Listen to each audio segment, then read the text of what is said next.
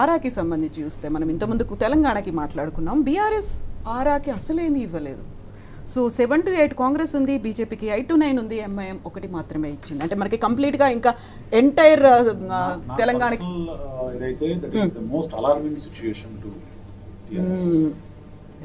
ఎందుకంటే వాళ్ళు విమర్శిస్తున్నట్లు టీఆర్ఎస్ ఎక్కడ ఏమవుతుందనే భయం వేస్తుంది నాకు.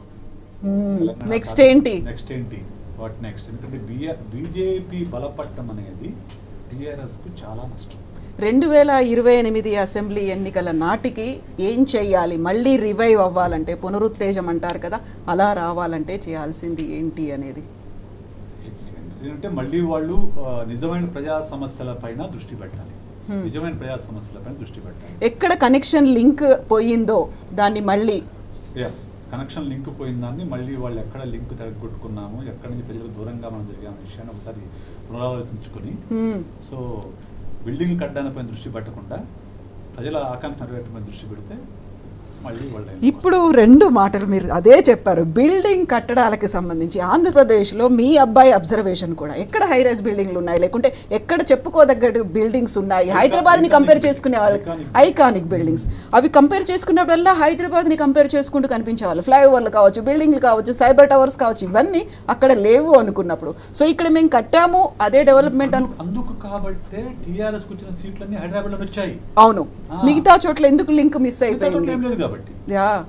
ఇక్కడ అంటే చాలా కీలక విషయం. Good evening first of all అందరికి. బహుశా అంటే పొలిటికల్ ఇంట్రెస్ట్ ఉన్న వాళ్ళందరికీ, ప్రజలందరికీ కూడా దేశవ్యాప్తంగా పెద్ద ఆల్మోస్ట్ ఒక పెద్ద పండగ లాగా ఎగ్జిట్ పోల్స్ వస్తున్నాయి, ఏం చెప్తున్నాయని. ఈసారి ఇంట్రెస్టింగ్ అబ్జర్వేషన్, పరస్పరంగా విరుద్ధంగా ఉండే పోల్స్ చాలా వచ్చాయి. కానీ ఇప్పటి వరకు వచ్చిన ఏపీ పోల్స్ కావచ్చు, అలాగే కొన్ని సర్వేలు బీఆర్ఎస్ కి, కవిత బీఆర్ఎస్ కి చాలా ఎక్కువ రాబోతున్నాయని 1-2 సర్వేలు చెప్పారు. వాళ్ళది అంటే ఆ సంబంధించిన మీడియా వాళ్ళు కూడా దాన్ని బాగా అంటే దాని ప్రాచుర్యంలోకి తీసుకొచ్చారు. ఆ సర్వేస్ కావచ్చు, ఎగ్జిట్ పోల్స్ అని చెప్పలేము, అఫీషియల్ గా ఇవ్వలేదు, ఇప్పుడిప్పుడే ఇస్తున్నారు కదా. అవును. సో బీఆర్ఎస్ కి కాబట్టి ఇవి అధికారికంగా మనం కరెక్ట్ అని నమ్ముతూనే, మరోవైపు ఈ వైరుధ్యాలు ఎందుకున్నాయనే విషయం తప్పకుండా ఎగ్జాక్ట్లీ ఇప్పటి వరకు ఏపీ విషయం మాట్లాడదాం. Because I think everybody the whole country is watching AP. అవునండి. మీ అంటే బ్యాలెన్స్ షీట్ కొంచెం ఇటువైపు ఎక్కువ ఉందని చెప్పొచ్చు, మీరు చార్టెడ్ అకౌంటెంట్ కాబట్టి. జన్మత్ పోల్స్ వాళ్ళు 95 to 103 ఇస్తున్నారు వైఎస్ఆర్సీపీకి, టీడీపీకి 67 to 75 ఉంది. భారత చాణక్య వాళ్ళు 110 to 120 వైసీపీకి, అలాగే 55 to 65 టీడీపీ అలయన్స్ కి, అలాగే ఆత్మసాక్షి వాళ్ళు 98 to 116 వైసీపీకి, అలాగే టీడీపీకి 59 to 77. రేస్ వాళ్ళు 117 నుంచి 128 వరకు ఇస్తున్నారు వైఎస్ఆర్ కాంగ్రెస్ పార్టీకి, అండ్ టీడీపీ కూటమికి 48 to 58. Operation Chanakya 95 to 102 and TDP కూటమికి 64 to 68. ఇది కాకుండా సిపాక్ వాళ్ళు, అలాగే పొద్దునే ఇన్ఫాక్ట్ సాక్షి మీడియాలో, డిజిటల్ మీడియాలో కేఎస్ ప్రసాద్ గారితో చేసిన డిస్కషన్ లో ఆయన వెల్లడి చేసింది, ఇవన్నీ కూడా 130, 146, 156 ఇలా ఈ సందంగా కనిపిస్తున్నాయి. ఫస్ట్ ఆఫ్ ఆల్ బీవీ రావు గారు, మీతో మొదలు పెడదాం. ఎంతవరకు మీకు ఇది క్లోజ్ టు రియాలిటీ అనిపిస్తుంది? ఖచ్చితంగా మెజారిటీ ఇప్పటిదాకా మనం విన్నట్లో కూడా మెజారిటీ ఎగ్జిట్ పోల్స్ అన్నీ కూడా వైఎస్ఆర్ కాంగ్రెస్ పార్టీ వైపే మొగ్గు చూపుతున్నాయి.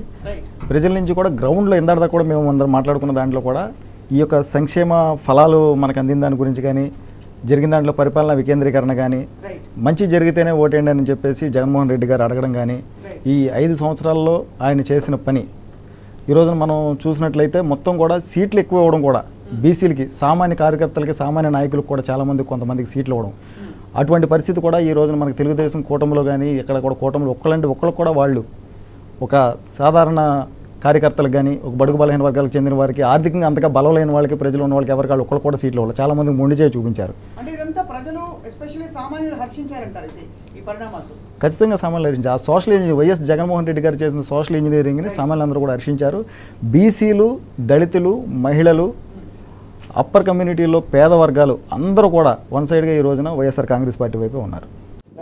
విశేష్ గారు, మీ కామెంట్ సార్ ఆన్ ఈ వస్తున్న ట్రెండ్స్. ఎందుకంటే ఇంకోవైపు ఒక వర్గం మీడియా ఖచ్చితంగా ఇంకా వాళ్ళ అధికారంలోకి వచ్చేసినట్టుగా దాదాపుగా కొన్నాళ్ళుగా ప్రచారం చేసుకుంటూ వచ్చారు.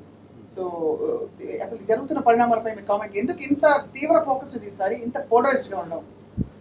పోలరైజ్డ్గా అంటే మీకు తెలిసిన విషయం, మీకు నాకు అందరికీ తెలిసిన విషయం అంటే ఏపీలో మీడియా అనేది డివైడ్ అయిపోయింది.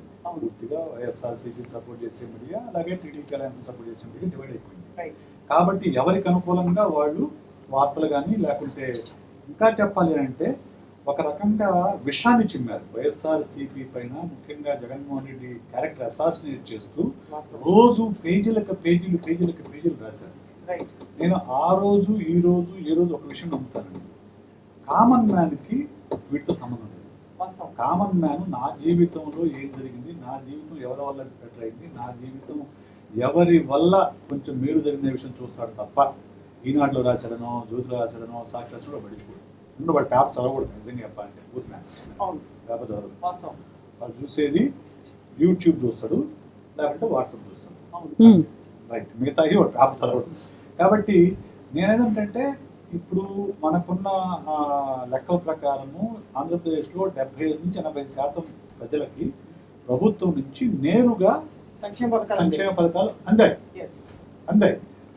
కాబట్టి వాటిని కొనసాగించాలని వాళ్ళు కోరుకుంటారు. కాబట్టి ఎవరైనా కానీ మనకు వచ్చే మేలు పక్కకు పోవాలని కోరుకోరు కదా. అంతకంటే డబుల్ ప్రకటించాడు చంద్రబాబు. ఏది ఒకవైపేమో సంక్షేమ పథకాలు ఇచ్చి రాష్ట్రాన్ని శ్రీలంకగా మార్చేస్తానని విమర్శించి ఎలక్షన్స్ దగ్గరకు వచ్చేటప్పుడు మాత్రం మళ్ళీ ఇంతకంటే డబుల్ ఇస్తా అంటున్నాడు. మరి అప్పుడు శ్రీలంక అయితే ఇప్పుడేమవుతుంది, వెనిజులా అవుతుందా, లేకుంటే ఇప్పుడేమన్నా కాంబోడియాగా మారు, ఏం మారుతుంది, సౌత్ ఆఫ్రికాగా మారుతుంది, ఇలా అంతే కదా. అందుకంటే దారుణంగా మారుతుంది కదా. ఈ ఇన్కాంగ్రియన్సీని ప్రజలు ఖచ్చితంగా అర్థం చేసుకుంటారు. మోరోవర్ ఆయనకు ట్రాక్ రికార్డ్ ఉంది చంద్రబాబు నాయుడు గారికి, ఇచ్చిన మాటనే నిలబడ్డు అని చెప్పేసి మంచి ట్రాక్ రికార్డ్ ఉంది. కాబట్టి ఖచ్చితంగా ఆయన మాటలను నమ్మరు. జగన్ గారు ఏదైతే చెప్పారో, నా వల్ల మేలు జరిగి ఉంటేనే నాకు ఓటేయండి, లేకుంటే ఓటు వేయవద్దు అని ఎప్పుడైతే చెప్పాడో ఆ మాటకు ఓటు వేసడం నేను బలంగా నమ్ముతున్నాను. రైట్. సో కవిత, మీరు అంటే చూసిన ఈ గత 15 రోజుల ట్రెండ్స్ చూసారు మీరు. రకరకాల కామెంట్స్ అండ్ థియరీలు బయటకు వచ్చాయి, ఎందువల్ల ఓట్లు ఎవరికి పడి ఉంటాయని. సో మీ అబ్జర్వేషన్ ఇవాళ పోల్ సర్వేలు చూసాక మీకు ఏమనిపిస్తుంది? ఇప్పటిదాకా వచ్చినటువంటి అంచనాలు, అనాలిసిస్లు, వాటి వెనకాల ఏం ఆధారం ఉంది అనేటువంటి ఒక క్యూరియాసిటీ అయితే కనిపించింది. ఓవరాల్గా చూస్తే ఒక డివిజన్ అనేది ఉంది అనేది కూడా, అంటే చదువుకున్న వాళ్ళు ఎటువైపు ఉన్నారు, లేకుంటే పల్లెల్లో ఉన్న వాళ్ళు ఎలా ఉన్నారు. మనం ఒక సీరియస్ కామెంట్ కూడా చూసాం మనం గతంలో. యూఎస్ నుంచి వచ్చిన వాళ్ళు పల్లెల్లో ఉన్న వాళ్ళని ఒక వెధవలు, వాళ్ళని కొనుక్కోవచ్చు అనేటువంటి కామెంట్ కూడా కరెక్ట్గా ఎలక్షన్స్కి 10 రోజుల ముందు అనేది కూడా కనిపించింది. ఒక 2-3 లక్షలు ఆ ఫ్యామిలీకి పడేస్తే ఆ ఓట్లను కొనుక్కోవచ్చు. అంటే ఏ ట్రెండ్ ఉంది, యాక్చువల్గా వాళ్ళు అలాంటి సిచ్యువేషన్లో ఉన్నారా అనేది ఇవన్నీ ఆలోచించుకున్న తర్వాత ఇప్పుడు ఇది ఎగ్జాక్ట్గా అది రిఫ్లెక్ట్ చేస్తోందేమో అనిపించింది. మనం చూస్తున్నటువంటి ఇప్పటిదాకా వచ్చినటువంటి ఎగ్జిట్ పోల్స్ సర్వేలను పట్టి చూస్తూ ఉంటే ఎవరు ఎటువైపు ఉన్నారు, ఎవరికి ఎంత క్లారిటీ ఉంది, ఎవరికి ఓటేశారు అనేది మాత్రం. రైట్. ఆల్రెడీ మనకి ఇతర ఎగ్జిట్ పోల్స్ కూడా చూస్తున్నాం మనం.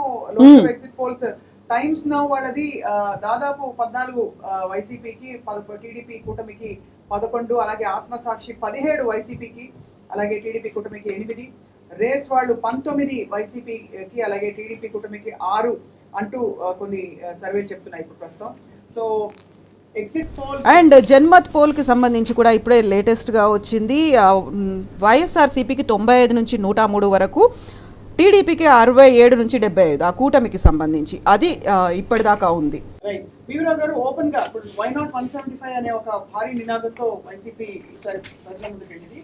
అది తప్పకుండా అంటే చేసిన మంచి పనుల మీద నమ్మకంతో వెళ్ళి అలా ఉత్సాహంగా చెప్పడం ఓకే. బట్ ఇవాళ వరకు మనకు వచ్చిన సర్వేలు అన్ని కూడా దాదాపుగా వైసీపీకి క్లియర్ ఎడ్జ్ చూపిస్తున్నాయి. మరోవైపు కొన్ని సీట్లు తగ్గుతున్నాయి. దాన్ని ఎలా అన్వయించుకుంటారు మీరు దాన్ని? మనం దీని ఖచ్చితంగా మనం 2019లో మనం ఎగ్జిట్ పోల్స్ చూసినట్లయితే అప్పుడు కూడా చాలా వరకు ఇదే విధంగా 119, 120, 130 సీట్ల వరకే మాత్రం వైఎస్ఆర్ కాంగ్రెస్ పార్టీకి ఆ రోజున చెప్పినాయి. అప్పుడు ఆ రోజున 151 సీట్లతో వైఎస్ఆర్ కాంగ్రెస్ పార్టీ అధికారంలోకి వచ్చింది. అంటే ఒక 30-40 సీట్లు ఆ రోజున కూడా వైఎస్ఆర్ కాంగ్రెస్ పార్టీ 2019లో ఎక్కువ సాధించింది ఎగ్జిట్ పోల్స్ కన్నా.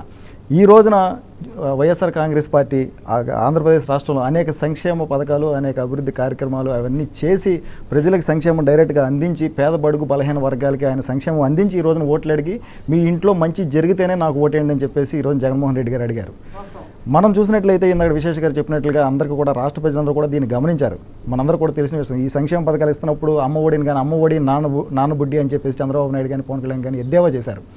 అనేక సంక్షేమ ఫలాలను ఇవన్నీ రాష్ట్రంలో ఇలా పంచుకుంటూ పోతే శ్రీలంక అయిపోతుందని చెప్పేసి వాళ్ళు ఎద్దేవా చేసి ఈ రోజున చంద్రబాబు నాయుడు గారు వైఎస్ జగన్మోహన్ రెడ్డి గారి పరిపాలన చాలా బాగుందని చెప్పి ఆయన సర్టిఫై చేశారు ఆయన యొక్క మేనిఫెస్టోతో.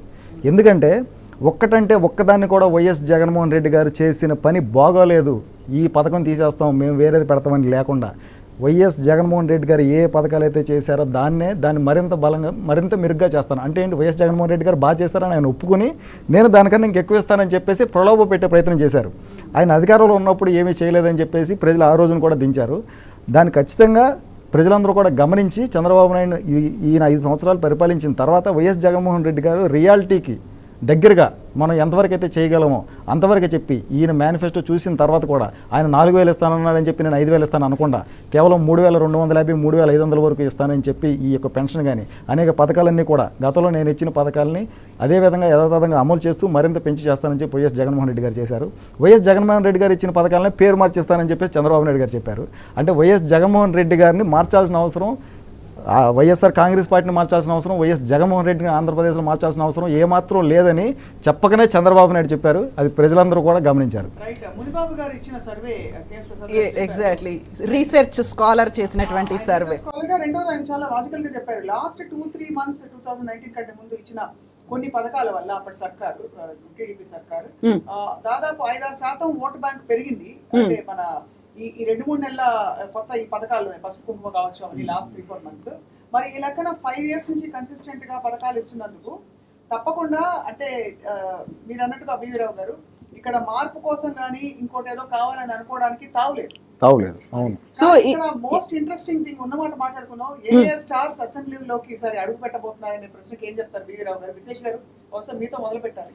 మీ కామెంట్ ఏం చెప్తారు? మీ గట్ ఫీలింగ్ అంటారా, అంచనా అంటారా, ఎగ్జిట్ పోల్ అంటారా? గట్ ఫీలింగ్ అంచనా కంటే నేనైతే బలంగా కోరుకుంటున్నానండి పవన్ కళ్యాణ్ గారు అసెంబ్లీకి రావాలని, వైఎస్ఆర్సీపీ గెలవాలని, పవన్ కళ్యాణ్ అసెంబ్లీకి రావాలని. సో ఆ కాంబినేషన్ బాగుంటుందని అంతేనా? యా, చూడడానికి మంచి ఎంటర్టైన్మెంట్ ఉంటుంది. అసెంబ్లీ సమావేశాలు కూడా కాస్త సినిమా లాగా కాస్త రసవత్తరంగా ఉంటాయి సాగుతాయి. కాబట్టి మోరోవర్ ఇప్పటి వరకు ఆయన పార్టీ పెట్టిన 10 ఏళ్లలో వార్డు మెంబర్ కూడా కాలేదు. కనీసం ఎప్పటికైనా ఒక ఎమ్మెల్యే ఇది సీఎం అనే అరుపుల నుంచి మేము పిఠాపురం ఎమ్మెల్యే తాలూకు అనే స్థాయికి తీసుకొచ్చారు ఆయన్ని. ఎప్పుడైనా పాపం ఆయన ఆ ఎమ్మెల్యేగా గెలిచి అసెంబ్లీలో అడుగుపెట్టి అధ్యక్ష అని పిలిస్తే చూడాలని నాకు. అధ్యక్ష అని కాకుండా మనకి ఇద్దరు ఒకవేళ ఇటువైపు పవన్ కళ్యాణ్ గారు అటువైపు బాలకృష్ణ గారు, బివి రావు గారు మీ కామెంట్. ఆయన అంటే మొన్న స్టేజ్ సంఘటన తర్వాత మళ్ళీ ఎవరైనా తోస్తారేమో అని భయపడుతున్నారు పక్కన. ఖచ్చితంగా అండి.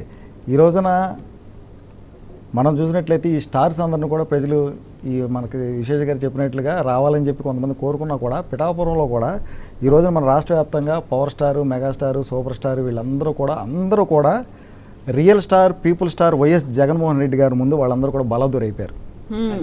పీపుల్ స్టార్ వాళ్ళందరూ రియల్ స్టార్స్, వీళ్ళందరూ కూడా రియల్ స్టార్స్ అందరూ ఒకవైపు, రియల్ స్టార్ జగన్మోహన్ రెడ్డి గారు ఒకవైపు, వీళ్ళందరూ పవర్ స్టార్లు, సూపర్ స్టార్లు, మెగాస్టార్లు ఒకవైపు, people star YS Jaganmohan Reddy గారు ఒకవైపు. పీపుల్ స్టార్ నిలబెట్టిన వంగా గీత గారు అక్కడ లోకల్ స్టార్గా పిఠాపురంలో భారీగా ప్రజల మధ్యలో ఉన్నారు, అక్కడ లోకల్గా ఉంటారు, అందరికీ అందుబాటులో ఉంటారని చెప్పేసి మొన్న మన కేఎస్ ప్రసాద్ గారు ఇచ్చిన సర్వే ప్రకారం కూడా 6,649 ఓట్లతో వంగా గీత గారు గెలవబోతూ ఉన్నారని చెప్పారు. నేను కూడా వంగా గీత గారు పిఠాపురం నుంచి గెలవబోతున్నారని నమ్ముతున్నాను. అదేవిధంగా హిందూపురంలో కూడా ఈ రోజున బీసీ ఓటర్లు అందరూ కూడా వైఎస్ఆర్ కాంగ్రెస్ పార్టీ వైపు మద్దతు చూపారు. హిందూపురంలో కూడా బాలకృష్ణ గారు కూడా ఓడిపోతున్నారని నేనైతే నమ్ముతున్నాను. సో స్వప్న